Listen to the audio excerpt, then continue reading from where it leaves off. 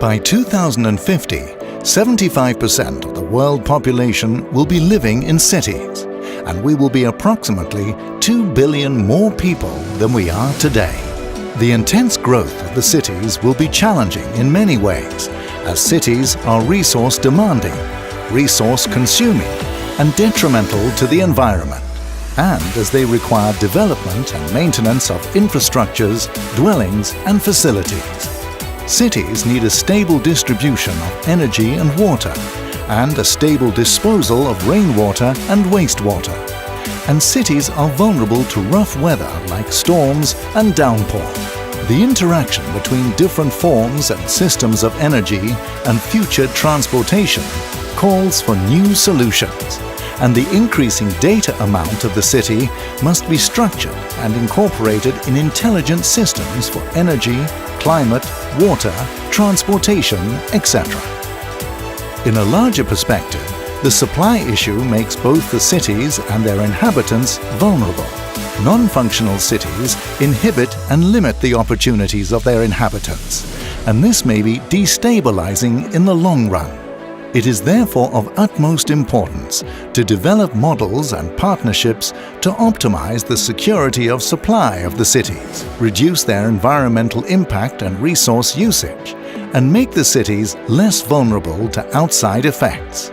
Vejle, the only Scandinavian city in the network of 100 resilient cities, has formulated a resilient strategy and is ready to share experiences with other cities and to act as a living lab for new resilient solutions.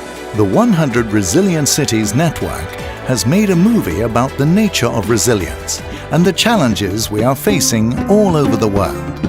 Our hearts yearn for best in life. It is very, very important that cities answer the challenges of real social issues.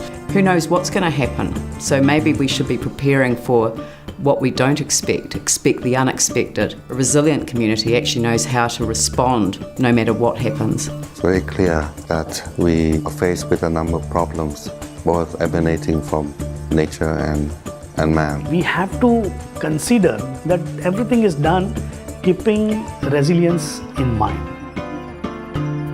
It is a step going from reactive to proactive.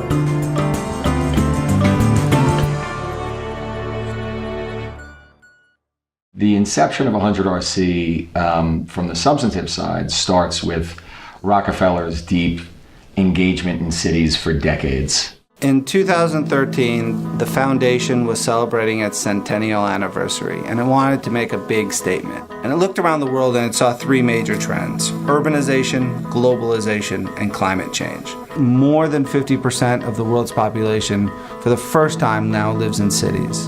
And that number is expected to grow to 70% by the year 2050. Globalization refers to the fact that what happens in one city now more and more affects what goes on in another.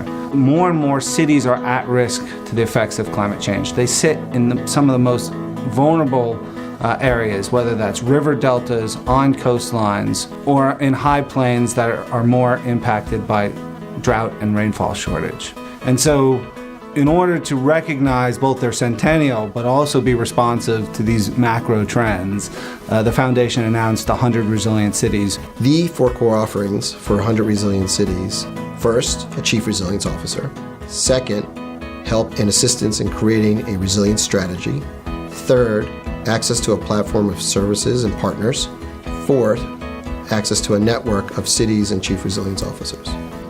The Chief Resilience Officer is that single point of contact in a city, someone who has the trust of the city's leadership, ideally works closely with the mayor, but is also able to work throughout all the different silos of city government and throughout all the different silos of the city itself. Mais le fait que les CRO soient positionnés à un niveau hiérarchique élevé dans les organisations municipales est réellement susceptible de nous aider à conduire notre mission de la meilleure manière possible.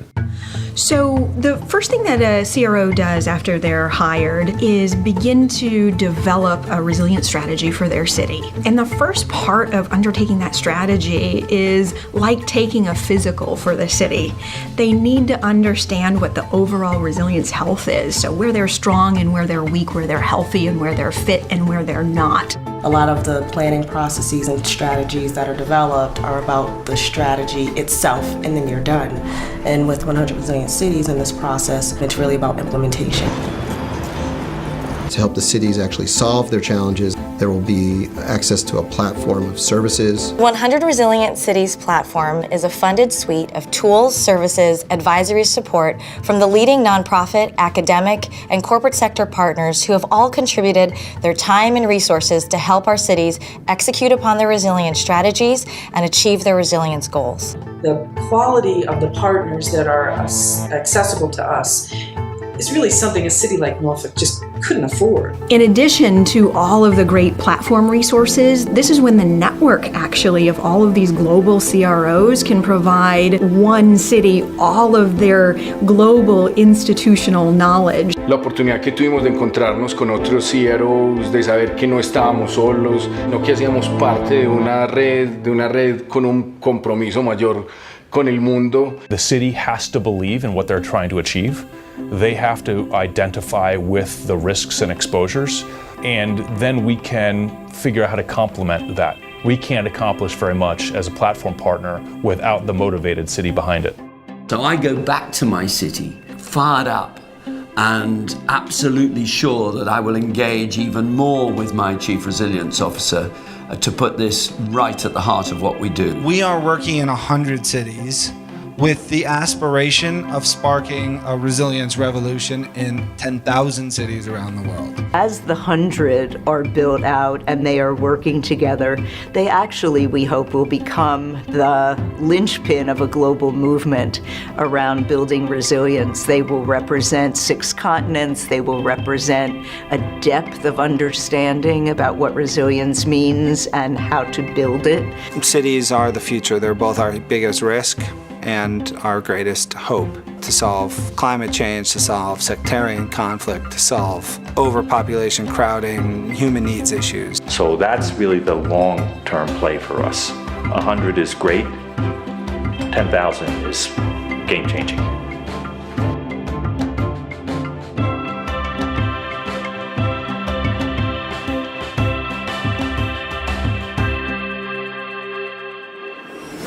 Resilience Lab Denmark is a triple helix cooperation for supply resilience within climate, energy, water, and data.